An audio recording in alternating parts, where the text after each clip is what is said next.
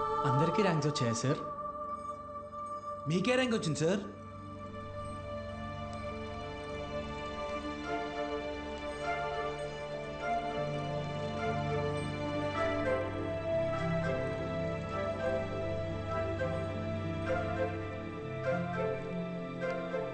Muralikrishna 41 medical.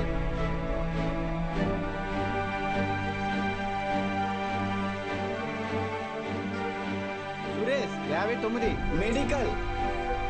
Bhargavi 9 medical. Kusuma 55 engineering. Congratulations sir. Thank you. Anantalakshmi 43 medical. N Rambabu 29 engineering. M Venkatalakshmi 30. P Mahalakshmi 15. C Padmavathi 8. G Pramila 33. D Veeranna 9.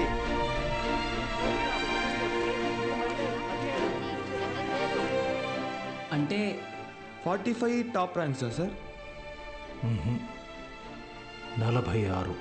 అదేంటి sir, మొత్తం కలిపి 45 కదా sir? ఇంకో all ticket ఉంది. As మూర్తి. As మూర్తి 1వ ర్యాంక్. ఎవరై ఉంటారు? ఏఎస్ మూర్తి ఎవరు? ఏఎస్ మూర్తి.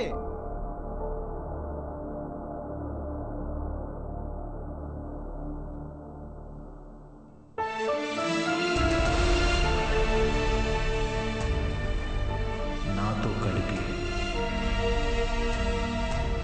46.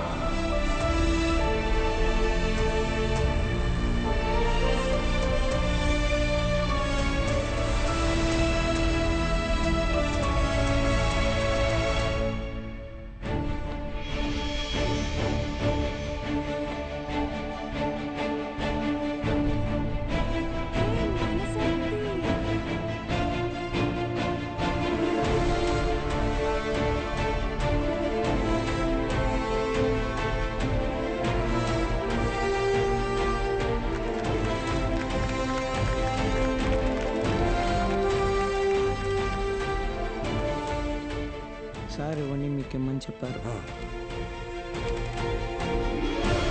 సతీ, నీ పూర్తి పేరు చెప్పు. అన్నవరం సత్యనారాయణమూర్తి. చాలా పెద్ద పేరురా.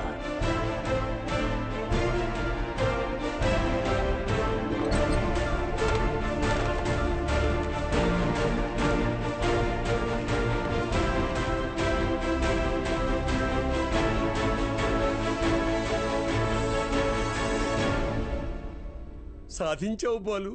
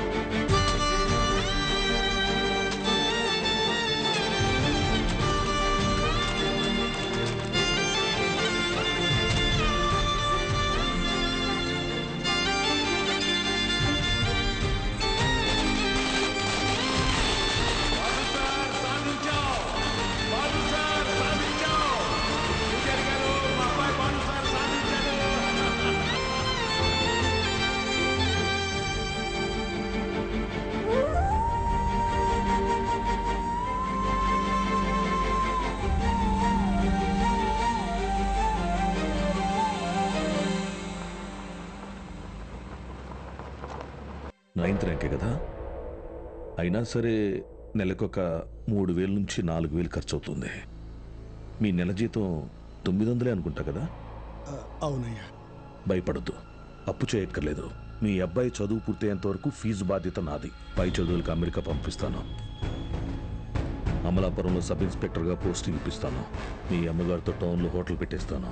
నువ్వు చేయాల్సిందల్లా ఒక్కటే, నీకొచ్చిన మార్కులు త్రిపాఠి ఇన్స్టిట్యూషన్స్లో చదవటంలో వచ్చాయని చెప్పాలి. నువ్వు మా కాలేజీలో షార్ట్ టర్మ్ క్రాష్ కోర్స్ తీసుకున్నట్టు ఈ అగ్రిమెంట్ మీద సైన్ చేయాలి. నీ అమ్మ నాన్న పోగొట్టుకున్న పొలం ఇక మీదట నీదే. ZPTC chairman post, anonymous.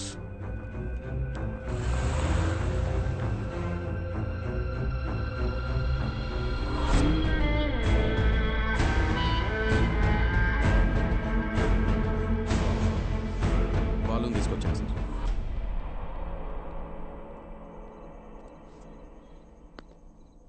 నీ స్టూడెంట్స్ సంతకాలు చేసి ఇచ్చారు నాకు. మీ ఈ ర్యాంకులకు కారణం ఎవరని నిద్రలో ఎప్పటికినా త్రిపాఠి అనే చెప్తారా? పబ్లిక్లో పొరపాటుని పేరు తలిచిన ఒక్కరికి కూడా ఫ్యూచర్ లేకుండా చేస్తాను. అర్థమైందా?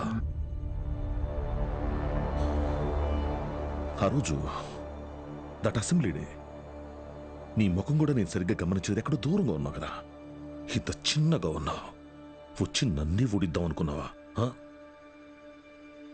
త్రిపాఠి సార్, చాలా రోజుల క్రితం మీరు నాతో అన్నారు, 0 fees 0 education, more fees more education అని. ఆ బోర్డులో ఉన్న స్టూడెంట్స్ ఎవ్వరికి వేలకి వేలు ఫీజు కట్టడం వల్ల ఈ ర్యాంకులు రాలేదు. మీరు వాళ్ళకి లక్షల లక్షల డబ్బులు ఆశ చూపించి వాళ్ళ ర్యాంకుల్ని, వాళ్ళ గెలుపుని కొన్నారు. ఇది కూడా ఒక గెలుపేనా?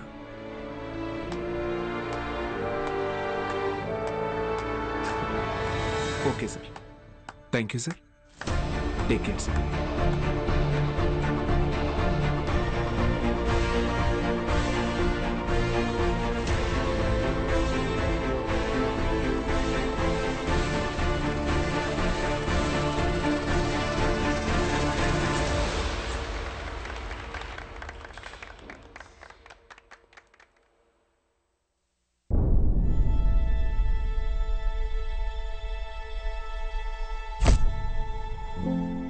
ఏ మనిషి అయితే మిమ్మల్ని నమ్మలేదో ఈరోజు ఆ మనిషే మీ ఇంటి ముందుకొచ్చి మిమ్మల్ని తన ఇన్స్టిట్యూట్కి బ్రాండ్ అంబాసిడర్ అవ్వమని బతిమాలుతున్నాడు. ఏదే బూస్ట్కి సచిన్ ఉన్నట్టు. ఇది కదా నేను మీకు దక్కాలనుకున్న రెస్పెక్ట్. వచ్చింది. సూపర్. సంతకాలు పెట్టండి. కాంట్రాక్ట్ మీద సంతకాలు పెట్టండి. చదువు అనేది వ్యాపారంగా మారి చాలా కాలమైంది. ఫ్యూచర్లో ఇది ఇంకా పెద్ద వ్యాపారం అవుతుంది. ఈరోజు ఇంటర్ ఫస్ట్ ఇయర్, సెకండ్ ఇయర్కి వసూలు చేసే ఫీజుల కంటే ఎక్కువ ఫీజులు ఎల్కేజీ, యూకేజీ క్లాసులకి వసూలు చేసే రోజులు వస్తాయి. మన కంటికి కనపడేది త్రిపాఠి ఒక్కడే, కానీ తనలాంటి వాళ్ళు ఈ దేశంలో చాలామంది ఉన్నారు. మీ చదువుకి ఖర్చు అయ్యే ప్రతి రూపాయి త్రిపాఠి జేబులో నుంచే రానివ్వండి. మీ ఇంట్లో వాళ్ళకి ఇస్తానన్నవన్నీ ఇవ్వనివ్వండి. పై చదువులు చదివిస్తాడా? చదవండి. తన అహంకారాన్ని వాడుకొని మీరు ఎదగండి. మంచి పొజిషన్కి వెళ్ళండి. బాగా సెటిల్ అవ్వండి. అప్పుడు చదువుని కొనలేని వాళ్ళకి చదువుని పంచండి. మీలాగా వాళ్ళని గెలిపించండి. 46 మంది ఉన్నారు. మీరు తలుచుకుంటే ఎంతో మంది జీవితాల్ని మార్చగలరు. వచ్చి ఆ కాంట్రాక్ట్స్ మీద సంతకాలు పెట్టండి.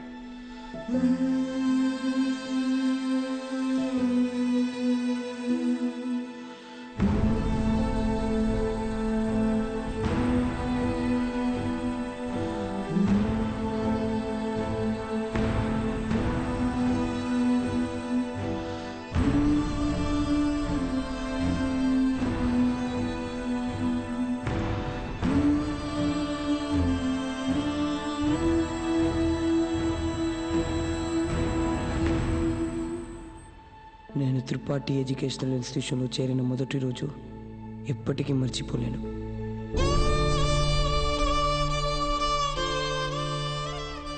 లెక్చరర్స్ అంతా నాకు ఎంతో అంటగా నిలబడి నన్ను ప్రోత్సహించారు. నేనేదైనా తప్పు చేస్తే దండించేవారు. వాళ్ళే నన్ను సరైన దారిలో నడిపించారు. నాకంటూ ఒక లక్ష్యాన్ని ఏర్పరిచి అందులో నన్ను గెలిపించారు.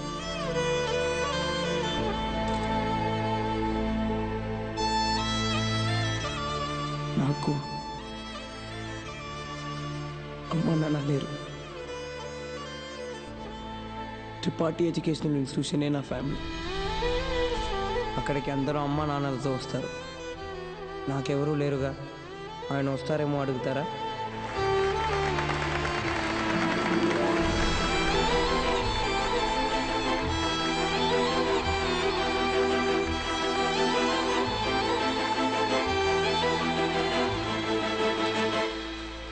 వెళ్ళిపోయాడు. వరం ఇచ్చిన తర్వాత దేవుడు ఎలా మాయమైపోతాడో అలా మాయమైపోయాడు. ఆ తర్వాత బాలు సార్ని మేము ఎప్పుడూ కలవలేదు. ఆయన ఉంటే త్రిపాఠి వల్ల మాకు ఎప్పుడైనా ప్రాబ్లం వస్తుందనుకున్నాడు ఏమో. వెళ్ళిపోయాడు. ఏ పాడుబడిన థియేటర్లో బాలు సార్ మాకు చదువు చెప్పారో ఆ థియేటర్నే ఇప్పుడు మేము కోచింగ్ సెంటర్గా మార్చాం. సంవత్సరం పొడుగునా మా 46 మందిలో ఎవరో ఒకరు వచ్చి ఈ పేద విద్యార్థులకి క్లాసెస్ తీసుకుంటాం. అరే అభి మీ తాతరా. ఇక్కడ చదువు అమ్మబడదు, పంచబడుతుంది.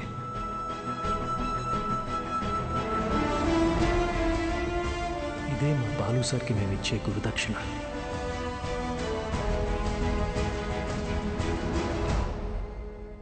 ఇప్పుడు బాలు సార్ ఎక్కడున్నారు సార్? తెలీదు.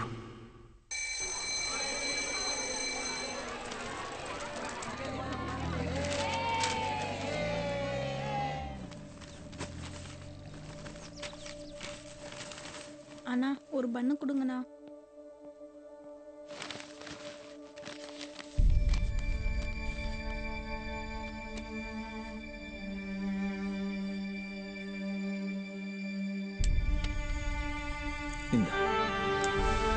தேங்க்ஸ்.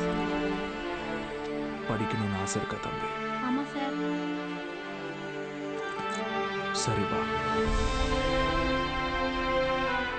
కానీ ఆయన ఎక్కడున్నా చదువుని దేవుడికి పెట్టే నైవేద్యంలాగా పంచుతూనే ఉంటారు.